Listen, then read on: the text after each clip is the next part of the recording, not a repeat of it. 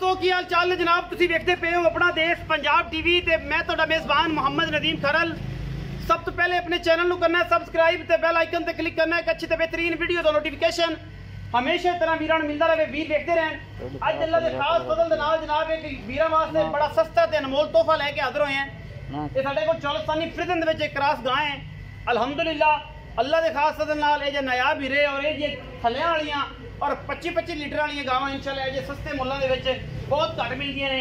बाकी लैने देने मुकद्दर ने। कैमरामैन साहब नूं रिक्वेस्ट करांगे जनाब गांव खान बाकी गां दे विच कोई कमी कोई कुताई कोई गल कोई बात जिहड़ी है जनाब वो भरावां ने दस देनी कमेंट सैक्शन च।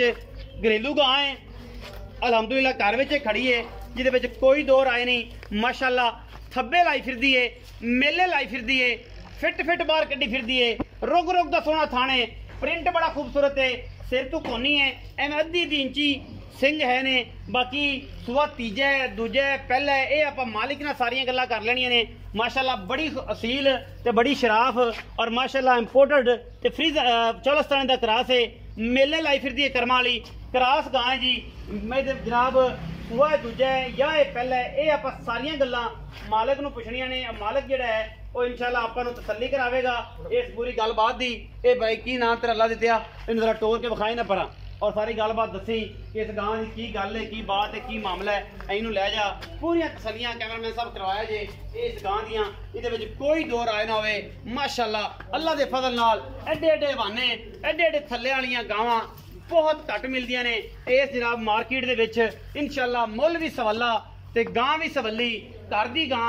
साडियां कोशिशां ने हमेशा कि असीं घरेलू जानवर बेहतरीन तरीके से लैके आइए जिन्हां विच कोई दो राय ना होवे। इंशाअल्लाह अल्लाह दे खास फजल नाल ये जी गावां घट आंदियां ने। ये जनाब इंपोर्टेड क्रॉस है चौलस्तानी दे विच और माशाअल्लाह अल्लाह पाक ने बड़ा हुसन दिता है इस गां नूं। सूआ दूजा या तीजा तैयार हैगी है।